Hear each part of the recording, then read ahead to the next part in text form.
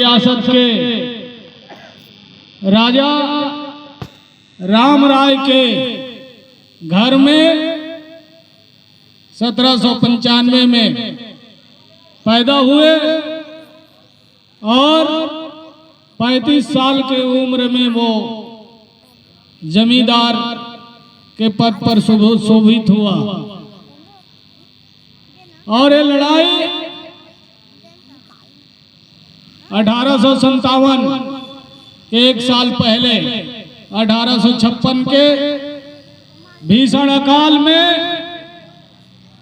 जनता त्राही त्राही कर रहा था और उस दुख दर्द को जो सोना खान के रियासत के राजा शहीद वीर नारायण सिंह जी ने महसूस किया और अपने प्रजा के लिए पूरा खजाना खोल दिया। साथियों, निश्चित तौर पर आज हम अपने परिवार के बारे में सोचते हैं। कुछ लोग नौकरी चाकरी में आ जाता है, पंच सरपंच चीला में आ जाते हैं, विधायक सांसद मंत्री बन जाते हैं, तो निश्चित तौर पर लोग अपने अपने बारे में सोचते हैं, अपने घरों के बारे में चिंतन मंथन करते हैं। लेकिन हमारे अमर शहीद वीर नारायण सिंह जी ने अपने राजपाट के बारे में, अपने परिवार के बारे में नहीं सोचा, उसने पूरा अपने प्रजा के बारे में सोचा और अपना पूरा धन संपदा तमाम चीज लुटा दिया। साथियों, ऐसे वीर महापुरुष को हम याद कर रहे हैं इस कवर्धा की धरती में। निश्चित तौर पर साथियों, बिना कुछ किए किसी का जय जयकार नहीं होता। तो ये जो काम है निश्चित तौर पर जनता के लड़ाई लड़ा गया और साहूकारों के उस समय अंग्रेजी हुकूमत जब इन्हें साहूकार के यहाँ अनाज लूटने का धारा लगाया गया उस समय का अंग्रेजी हुकूमत ने, और जब इसे रायपुर जेल में बंद किया गया, लेकिन कुछ दिनों के बाद रायपुर जेल से भी वो भाग निकले थे और उसके बाद अपने सामाजिक लोगों का 500 लोगों का एक सेना बनाया, गठित किया, टुकड़ी बनाया और गोरिल्ला युद्ध लड़ा। और वो कुर्रूपाट देवता को मानते थे, उसी कुर्रूपाट पहाड़ में वो रहा करते थे, वहीं से तमाम नजारा देखते थे। जब अंग्रेज लोग उसे पकड़ने के लिए, जब रायपुर से 2 टुकड़ी उसे पकड़ने के लिए गए, एक कसडोल वाले रूट से बलौदा बाजार होते हुए और दूसरा रूट था बिलासपुर से शिवरी नारायण के मार्ग से, वहां सोना खान में धावा बोला गया। निश्चित तौर पर समाज में ही गद्दार होते हैं। समाज के लोगों आज भी गोंडवाना आंदोलन में भी आज समाज के लोगों के ही द्वारा गद्दारी किया जा रहा है। हो रहा है कि नहीं हो रहा है?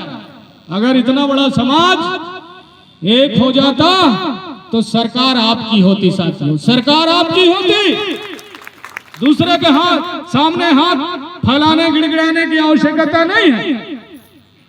लेकिन आज हमारा समाज कई टुकड़ों में, कई फिरका परस्तियों में बटे हुए हैं। इसलिए साथियों, आप सब लोगों को संगठित होने की आवश्यकता है। दादा हीरा सिंह मरकाम जी ने भी अपने घर परिवार के बारे में नहीं सोचा, उसने घर से जो निकले और समाज को जगाने का काम किया। आज पूरा देश में अगर लोग जय सेवा कर रहे हैं, गोंडवाना की बात कर रहे हैं, तो वो दादा हीरा सिंह मरकाम का देन है। साथियों, और जंगल पहाड़ों में रहने वाले लोगों को जमीन की आवश्यकता पड़ती है जीवन जीने के लिए। वो आंदोलन भी दादा हीरा सिंह मरकाम जी ने तहसील से लेकर के जिला, जिला से संभाग, संभाग से प्रदेश और प्रदेश से देश के जो सबसे बड़ा महापंचायत है संसद भवन, वहां पर भी दादा हीरा सिंह मरकाम जी ने 4.5 लाख लोगों को लेकर के आंदोलन किया। और जो कानून 60 साल से लटका हुआ था, वो कानून 15 दिन में बन गया। साथियों, ये ताकत है, ये संगठन की ताकत है। तो जब तक आप संगठित नहीं रहेंगे, ये संगठन लगता है आपके कवर्धा में बिखर गया है। बिखरने के कारण यहां पर भवन के सामने काला पीला पड़ गया है। मैं तो यही कहूंगा, जो समाज, जो जिला में संगठित समाज रहता है और दुनिया में जो भी संगठित समाज है, उसी के सर पर ताज होता है साथियों। और जो समाज बिखरा हुआ होता है, उसके सर में कभी ताज नहीं होता। इसलिए आप सब लोगों से मेरा निवेदन है, आग्रह है कि आप लोग यहां से अगर अपने अपने गांव में, अपने अपने पारा, टोला, मोहल्ले में जाएंगे तो संगठन बनाइए, संगठन बनाइए और संगठित होकर के एक रास्ता में चलने का काम करें। दादा हीरा सिंह मरकाम जी कभी शासन सत्ता की और किसी दूसरे का परवाह नहीं किए। उसको भी लोग कहते थे कि मरकाम दादा आप हमारे साथ चलिए, आप मंत्री बनिए, सेंट्रल में मिनिस्टर बनिए। मेरे सामने की बात है, तमाम ये दोनों पार्टियां कई बार दादा के पास प्रस्ताव रखे। अब हम लोगों के पास भी ये प्रस्ताव आ रहा है, लेकिन हम लोग दादा मरकाम के साथ चले हैं। इस समाज को आगे बढ़ाने के लिए, समाज को संगठित करके राजपाट देने के लिए हम लोगों ने जो प्रतिज्ञा किया है, वो आंदोलन आगे बढ़ते रहना चाहिए साथियों। तभी जाकर के आप लोगों का, चाहे जल जंगल जमीन हो, खनिज संपदा हो। अभी हम लोग 24 तारीख को पेशा कानून दिवस मनाने जा रहे हैं, 24 दिसंबर 1996 को। इसके लिए भी दादा हीरा सिंह मरकाम जी भोपाल में आंदोलन किए। और जब उस समय दादा विधायक थे, तमाम उस समय के तत्कालीन मुख्यमंत्री दिग्विजय सिंह जी थे, दादा के पास गए कि मान जाइए, आपके ही लोग पंच और सरपंच बनेंगे, जिला पंचायत में जाएंगे, जनपद बनेंगे। तो दादा आप मान जाइए। दादा को 3 दिन में मना पाए थे साथियों। दादा कहते थे जब हमारी संख्या ज्यादा है तो 6वीं अनुसूची लागू होना चाहिए, 5वीं में क्यों रखना चाहते हो? इस तरह की बात उस समय भी हम दादा के साथ भोपाल में थे। तो साथियों, दादा ने बहुत कुर्बानी दिया इस समाज के लिए, जल जंगल जमीन के लिए, और उनका जो विचारधारा है। उसी तरह वीर नारायण जी का जो पद चिन्ह है, उस पद चिन्ह पर चल के हम समाज हित में काम करने का काम करेंगे। ऐसा हमारा आप लोगों से मानना है, निवेदन है।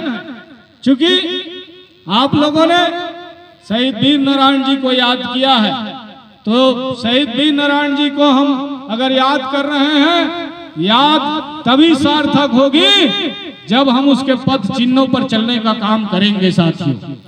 जब हम उनके पद चिन्हों पर चलने का काम करेंगे, इसी तरह जिस तरह वो अपने प्रजा के लिए लड़ते लड़ते और फांसी पर 10 दिसंबर 1857 को उन्हें फांसी पर जय स्तंभ चौक वर्तमान का, जहां पर आज उनका आदमकद स्टेच्यू लगाया गया है रायपुर में, उसे 10 तारीख को फांसी पर लटकाया गया। और फिर उसके बाद भी अंग्रेजों को शांति नहीं मिली तो उन्हें तोप से उड़ा दिया गया।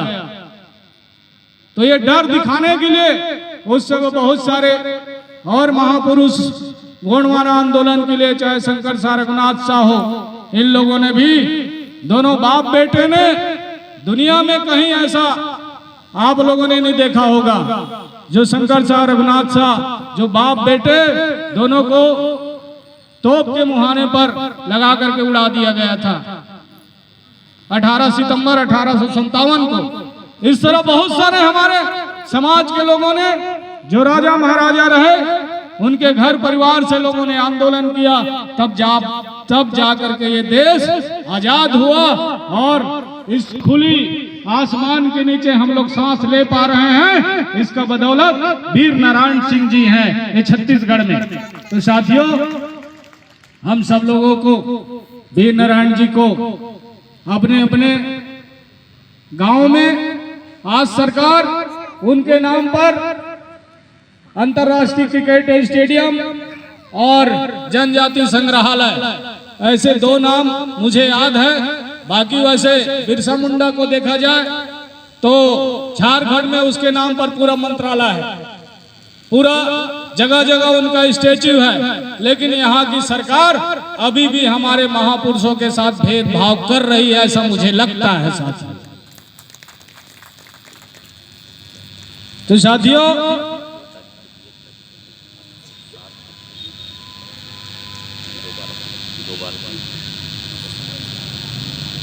तो साथियों, आज भी